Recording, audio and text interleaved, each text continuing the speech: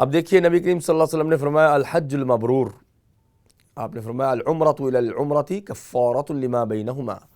ایک عمرہ کرو اور اس کے بعد جب دوسرا عمرہ کرو تو درمیان میں جتنے گناہ ہیں وہ اس عمرے کی وجہ سے ختم ہو جائیں گے۔ کتنی بڑی بات ہے، چاہے 10 سال بعد کیا تو عمرہ جو ہے اپنے سے پہلے عمرے کے درمیان والے گناہوں کو ختم کر دیتا ہے۔ والحج المبرور لیس لہ جزاء الا الجنہ، اور آپ علیہ السلام نے فرمایا جو حج مبرور ہے، جو قبول حج ہے، مقبول،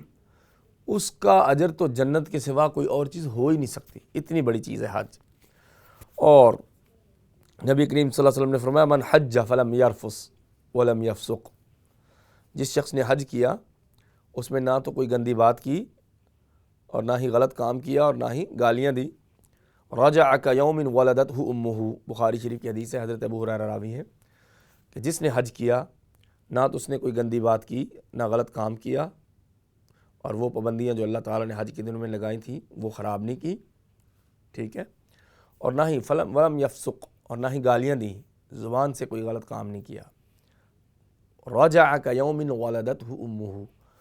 تو یوں ہوتا ہے اس طرح پاک ہو جاتا ہے گناہوں سے کہ جیسے آج ہی اس کی والدہ نے اس کو جنم دیا ہے، ایک دن کا بچہ، تو وہ تو جنت ہی ہوتا ہے نا، اگر ایک دن کا بچہ فوت ہو جائے تو سیدھا جنت میں جاتا ہے نا، تو جنت کے پرندے ہیں وہ تو۔ اس لیے حج مبرور وہ حج جس میں اللہ نے یہ شرطیں لگائی ہیں کہ نہ تو اس میں غلط کام کیا اور نہ ہی غلط باتیں کی، ٹھیک ہے، تو اس میں آپ اس طرح پاک صاف ہو جائیں گے جیسے آج ہی والدہ نے جنم دیا ہے، پیدا کیا ہے۔ یہ حج کی فضیلت ہے۔ اور طواف کرنا حج کا ایک رکن ہے، جیسے کینکریاں مارنا اور صفا مروہ کی سعی کرنا اور طواف کرنا اور منا میں ٹھہرنا، یہ سارے ارکان ہیں حج کے جن کے بغیر حج پورا نہیں ہوتا۔ عرفہ الحج عرفہ، آپ نے فرمایا حج عرفہ، جب وہاں سے کوئی لوٹتا ہے 9 ذی الحجہ کو تو اس کو کوئی گناہ اس کے ذمہ باقی نہیں رہتے۔ اور آپ علیہ السلام نے فرمایا کہ اللہ کے نزدیک دنوں میں سب سے عظیم 2 دن ہیں، ایک یوم النحر جس دن قربانی کرتے ہیں، اور ایک اس سے اگلا دن، پھر آپ نے فرمایا کہ عرفہ کے دن 9 ذی الحجہ کو، 10 سے پہلے، قربانی سے ایک دن پہلے، اللہ تعالیٰ اتنے بندوں کو جہنم سے آزادی دیتے ہیں عرفہ کے دن۔ الحج عرفہ، حج تو ہے ہی عرفات کا وقوف، 9 ذی الحجہ کو 10 سے پہلے، قربانی سے ایک دن پہلے، جب سب حاجی تمام کے تمام عرفات میں جمع ہوتے ہیں، تو اس کے بارے میں پیغمبر علیہ السلام نے فرمایا کہ اللہ تعالیٰ اس دن اتنے لوگوں کو جہنم سے آزاد کرتے ہیں کہ پورے سال میں اتنے لوگوں کو جہنم سے آزاد نہیں کرتے۔ یہ اتنا بڑا دن ہے اور اللہ کے نزدیک یہ سب سے بڑے دن ہے۔ وَلَيَالٍ عَشْرٍ، جو سورہ فجر میں جن 10 راتوں کی قسم کھائی ہے وہ ذی الحجہ کے پہلے 10 دن ہیں۔ وَلَيَالٍ عَشْرٍ، قسم ہے 10 راتوں کی، وہ ذی الحجہ کے جو حج کے پہلے 10 دن ہیں، پہلے ذی الحجہ سے لے کر 10 تک، قربانی کے دن تک وہ ہیں۔ تو حج کتنی بڑی فضیلت ہے۔ اور آپ علیہ السلام نے فرمایا جس کے پاس استطاعت ہوئی اس نے پھر بھی حج نہ کیا، وہ یہودی مر جائے یا عیسائی، مجھے کوئی پرواہ نہیں،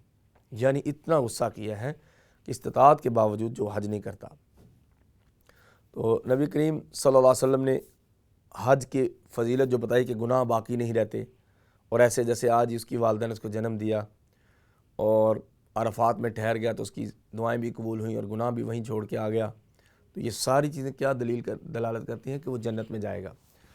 اب طواف کے بارے میں ہے، نبی کریم صلی اللہ علیہ وسلم نے فرمایا من طاف البیت سبعا اعتق اللہ رقبتہ من النار، او کما قال علیہ الصلاۃ والسلام، جس نے بیت اللہ کا طواف 7 دفعہ کیا، یعنی ایک چکر کاٹا ہے، پھر دوسرا، پھر تیسرا، چوتھا،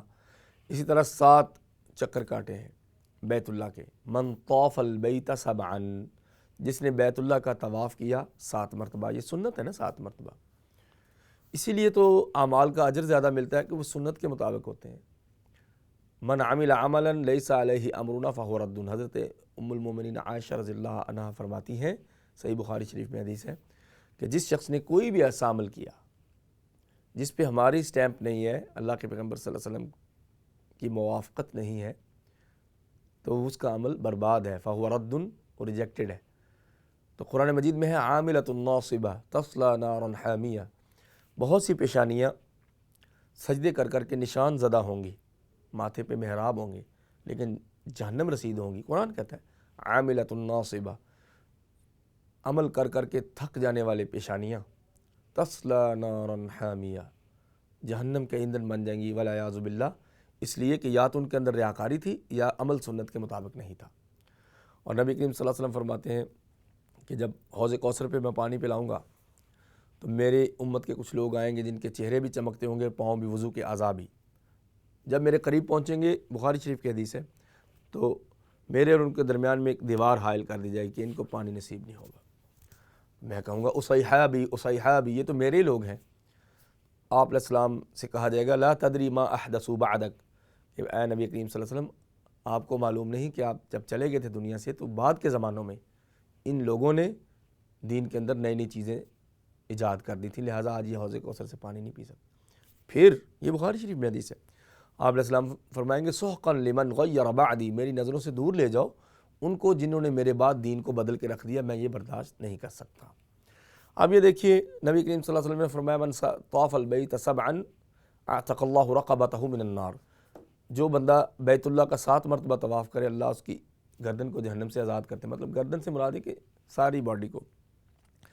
اسی لیے حضرت ابو ہریرہ فرماتے ہیں کہ ایک شخص نے پوچھا ای العمل افضل، کہ پیغمبر علیہ السلام یہ بتائیے